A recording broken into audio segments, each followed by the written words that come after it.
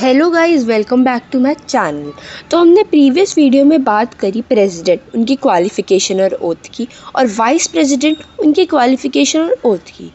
अब हम बात करेंगे प्राइम मिनिस्टर के बारे में इस वीडियो में। In the constitution, the president is the nominal executive authority and prime minister is the real executive authority.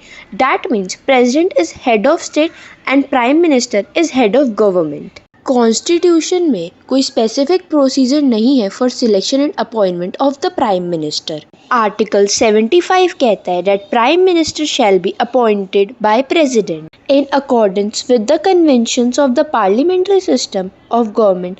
The president has to appoint the leader of majority party in Lok Sabha as the Prime Minister. But when no party has a clear majority, then President may exercise his personal discretion in the selection and appointment of Prime Minister. In such a situation, President usually appoints leader of largest party or coalition in Lok Sabha as the Prime Minister and asks him to seek a vote of confidence in the House within a month. मतलब जब लोकसभा में किसी भी party की majority नहीं आती तो राष्ट्रपति के पास पावर है कि वो अपनी मर्जी से किसी को भी प्राइम मिनिस्टर अपॉइंट कर सकता है। यूजुअली वो उसी को प्राइम मिनिस्टर अपॉइंट करता है जिसकी पार्टी या गठबंधन ने ज़्यादा सीटें ली हो, और उन्हें 1 महीने का समय देता है कि वह लोकसभा में अपना बहुमत साबित करें।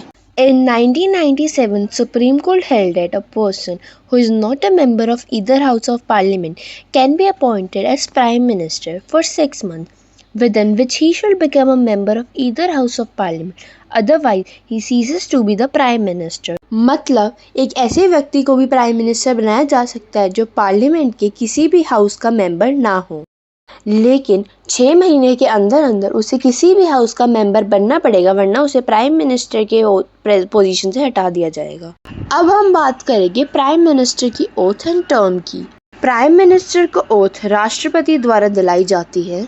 अपनी ओथ में प्राइम मिनिस्टर स्वेयर करता है to bear true faith and allegiance to the Constitution of India, to uphold the sovereignty and integrity of India, to faithfully and conscientiously discharge the duty of his office, to do right to all manners of people in accordance with the Constitution and law, without fear or favor, affection or ill will.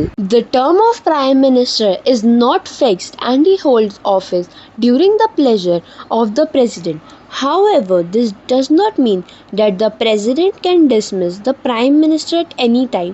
So long as Prime Minister enjoys the majority support in Lok Sabha, he cannot be dismissed by President. However, if he loses the confidence of Lok Sabha, he must resign or the President can dismiss him.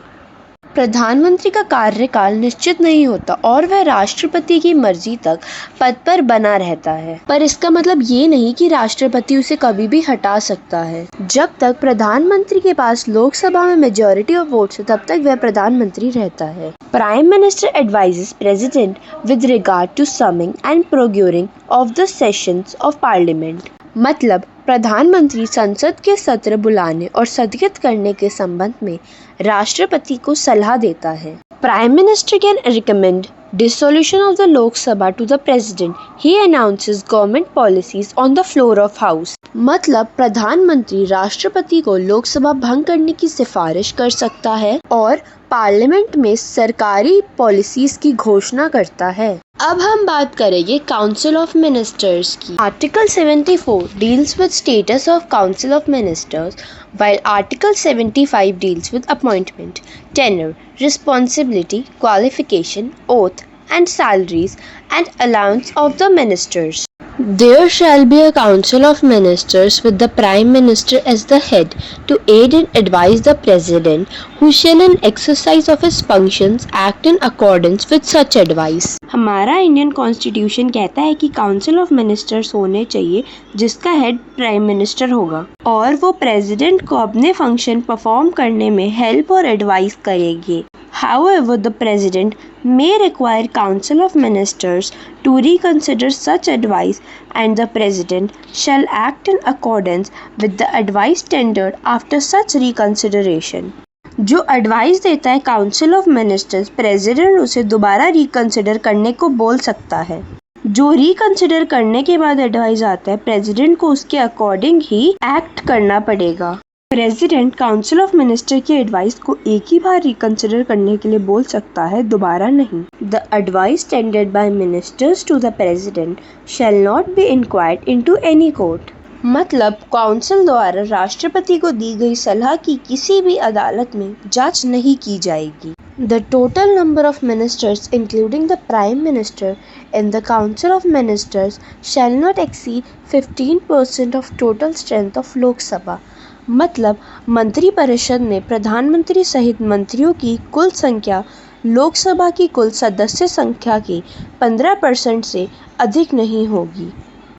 This provision was added by 91st Amendment Act 2003. The President shall administer the oaths of office and secrecy to a minister, and the minister shall hold office during the presence of President. The Council of Ministers shall be collectively responsible to the Lok Sabha. तो अब हम बात करेंगे the last part of Union Executive, जो है attorney general. Article 76 provide करता है office of attorney general for India. He is the highest law officer in the country. Attorney general को प्रेसिडेंट अपॉइंट करता है। अटॉर्नी जनरल बनने के लिए a person has to be qualified to be appointed as a judge of the Supreme Court. The term of office of the Attorney General is not fixed by the Constitution.